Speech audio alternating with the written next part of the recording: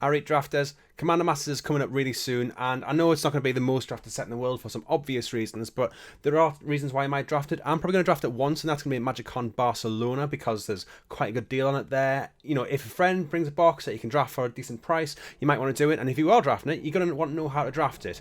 This primer is going to be a little bit different to a lot of them because I'm going to just be going over things quite quickly. I'm going to go over a lot more about how the draft works, so it's quite different, and then I'm briefly going to go over the archetypes. I'm not going to go in depth on mechanics because there's a lot of mechanics around. I'm not going to go in depth on themes and things like that.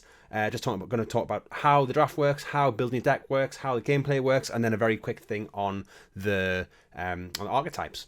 So it is a draft set. You have a draft box like normal. It's got 24 draft boosters because it's a little bit different. And each booster's got 20 cards in. There's no box topper in a box. I have seen a few people asking about that. And it's made up like this. So you've got 20 cards. You've got 11 commons, 3 uncommons, 2 legendary uncommons. So that's 5 uncommons in total. 1 uncommon rare or mythic, which is just randomly one of those. I'm not sure in the proportions of that. 1 traditional foil, which can be a common, uncommon, rare, or a mythic. A rare or a mythic guaranteed. And then a legendary, rare, or a mythic as well. Couple of things to remember, you have 2 picks per pack, and this is in every pack. So it's not like Double Masters where you get 2 picks from the first pack, you get 2 picks for every pack. It means that you are going to get 10 packs per round.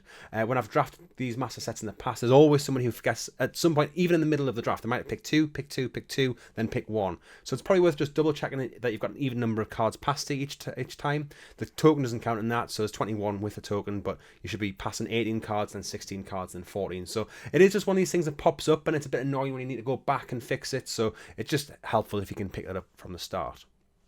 When you're drafting, like normally, you draft in a table of 8. You can see here a nice little diagram that I put together, and you draft with a normal 3 packs per person. So with every draft, you'll pass the first pack to the left. So you'll take 2 cards, pass it to the left, take 2 cards, pass to the left, and it goes round and round and round to the left until you've drafted the whole of the first pack. And then in pack 2, do the same again, but this time you're passing to the right. So you're passing the other way around. And then pack 3, you're passing back to the left again. There's going to be 60 cards you're going to draft here because there's 20 cards in each pack. So you're going to have 60 cards by the end of this. And you're going to want to build a 60 card deck, but it's going to be made up of these and then basic lands, which you can get from elsewhere as well. Now, it is a commander draft, so you're going to have to draft a commander. And this means at some point through the draft, you're going to have to pick up a legendary creature. You're probably going to want to do this early because you're going to have to keep to your commander's color identity. So that means you can't draft, or you can't play any cards which don't fit in that. So you can see CDC here, it's black, green, and blue. So it means you can put black, green, and blue cards in your deck. You probably want to draft something multicolour. We'll come back to something in a little bit, but the more colours the better, I would say, because it means if you open that pack 3 card, which is off colour, then it just means you're more likely to be able to play your rares that you're going to get open or get past, and those powerful cards, you're going to be able to play more cards. But that's not to say you shouldn't just play a really strong 2-colour card. I would look for 3 or even 5-colour cards. I don't think there's any 4 colours that I saw in the set, but there's a few 5-colour cards, and I think they're going to be quite high picks. You do have a sneaky partner mechanic in this, and in the past we've had partner commanders be put in. We've also had in the Baldur's Gate, we had to choose a background for the single colour commanders. This time they've went just a much easier way around that. If you have a monocoloured commander or a 0-coloured commander like Ulamog here, you just pretend they have commander. It's kind of, they both have commander for the terms of this draft. So any monocolour or any 0-colour commander has partner, which means you can have them both as your commander, and it's an easy way to make a kind of 2-colour deck if you want. There's no 2-colour partners in the set, so you can't really have a 3-colour one this way, but it is a way to get quite some weird and wonderful 2-colour combinations. And finally, like I say, there are 60-card decks as well, so you need to build a 60-card deck. If you look at deck construction, so like I say, 60 cards, and that's including your commanders. So if it's a normal single commander, it's going to be 59 cards plus a commander. If you've got partners, it's going to be 58 cards plus your 2 commanders. You might be tempted to build with 24 lands. I don't think this is quite recommended because Commander Draft does go a little bit longer, and you're going to want to make sure you get those land drops. Also, because you've got your commander, you're always going to have a spell you can cast if it's not already on the battlefield. So it makes it like you are going to not be kind of drawn dead cards or dead hands as much, because you're always going to have the commander to cast. So you want to be erring a little bit more on the side of having more lands, I would say. Also, have a look at your curve. So I would say your curve wants to be a little bit higher than a normal curve. And you can see here, this is a normal 40 card limited deck curve that is kind of recommended. A lot of 2s, a lot of 3s. I would say you want to be a lot more like 3s, 4s, and 5s. And you can go for some of the higher, splashier cards as well. And also take a look at your commander. If you've got a really good 2-drop commander, you're not going to want to draft that many 2-drops here. And if you've got a really good 4-drop, you're not going to need to draft as many 4-drops because you're always going to have that 4-drop in your hand to cast on turn 4 if you're getting your lands and stuff. So just bear that in mind when you're doing your deck construction, that these things are all going to come into place. You're going to want quite a lot of lands in your deck. You can go down a few lands if you have a lot of mana rocks, but you don't really need them. Fixing wise is quite a lot. So we've got the Thriving Cycle back. So there's 5 lands. They come in tapped.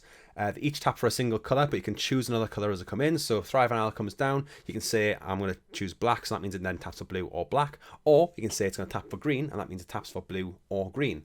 And you decide when it comes in the battlefield. Other things as well, Commander Tower, Commander Sphere, there's loads like mana rocks and things that are around which can help you splash. So I really don't think you'll need to worry about your mana base.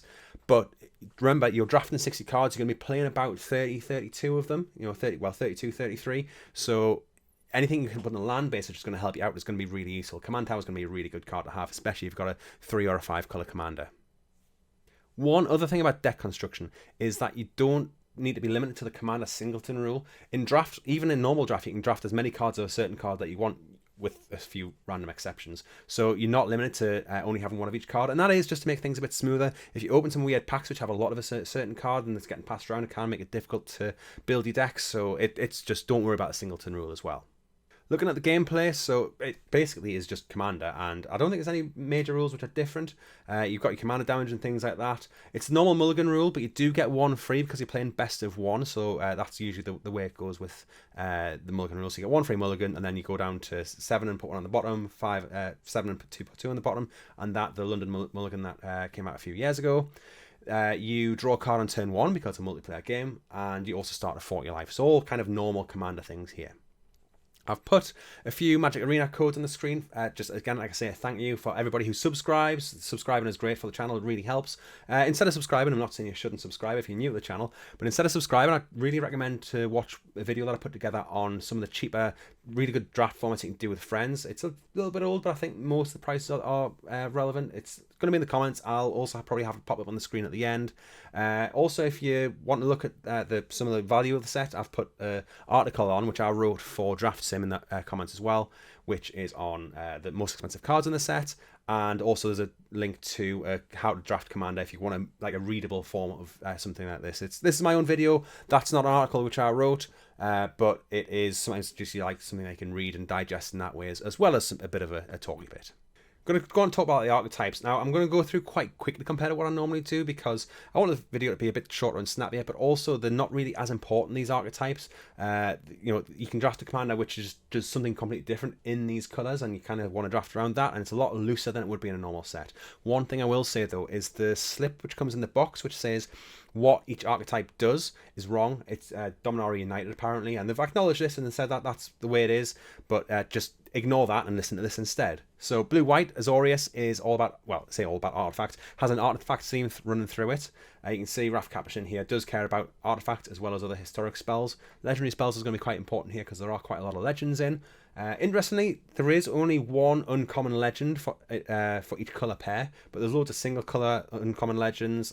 There's some rare multicolored legends as well, but there's not actually a huge amount of multicolour spells in the format, but that's just kind of a little bit different. So yeah, mainly kind of about artifacts, but I can see it doing some other things.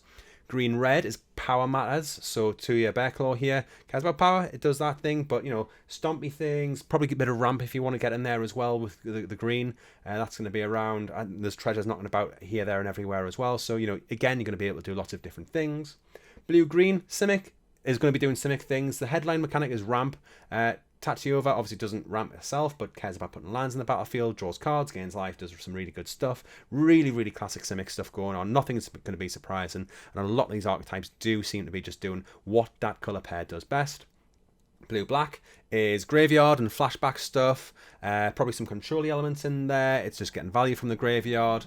You might want to do a bit of self-mill every now and again. Flashback is fairly well featured mechanic in the set. Some mechanics are just on one card, some are on quite a few cards. Flashback's fairly well covered, but it's just graveyard matters here really.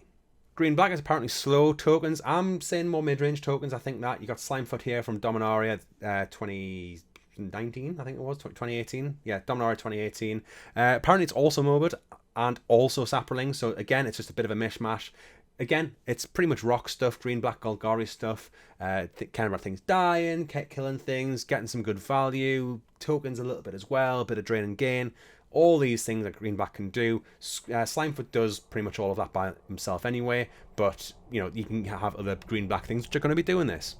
Blue-red is, again, an unsurprising archetype here. Spells matter, cares about instant sorceries.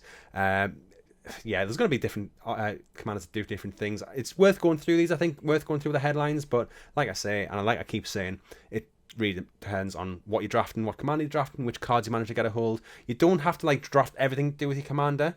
You can just draft some good blue and red things with an Izzet commander and it'll be fine as well. But you know, if you can get things on theme, it's extra nice. Black-red is Sacrifice. Don't know how good this will be in Commander. I think it's probably, well, it's difficult to get off in 1v1 anyway. And, you know, in the multiplayer format, I can't imagine it being as good. But, you know, Black-red has just some solid removal, has some solid draw spells as well in the black stuff. You've got the Impulse Draw on red, so it's probably going to be absolutely alright. White-black is another token theme, this time with a bit of Sacrifice, maybe a bit of Go Wide, pump the team stuff, you know, kind of Anthem effects will probably be around. I don't know if there are any specific Anthem effects that are in there, but I wouldn't be surprised if there was some in there. And, you know, just kind of good value token, Go Wide. We have red-white equipment. Again, something that we've seen quite a lot recently. Red-white is, yeah, it's not going to be the best archetype to go into, but you might get something that's really good for that. I think I saw Aurelia, one of the original Aurelias is in there, so that's a really powerful. Was it Aurelia? I don't know, the one that doubles damage to opponents and halves damage to you. Really, really powerful command you can get. And then white-green is another token. So tokens seem to be around the kind of the Abzan colours. It also cares about counters. So you got Hamza here, which just is a really solid card and, you know, really cool if you can get some counter stuff going off. But again, it's Go Wide, it's tokens, it's doing what white-green does. Anyway, I hope you've enjoyed that. Around about now, you'll see a video recommended. I do really recommend that one. It's one of my favourites that I've put together, and it does get a lot of love, and I'm really pleased about that because it's one of the ones I've liked to do. I am planning some changes on the channel. I might do an update in a little while.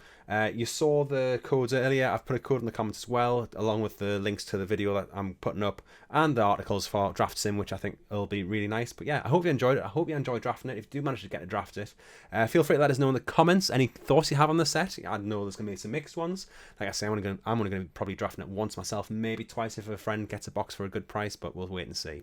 Anyway, thanks for watching. We'll catch you again soon. Bye.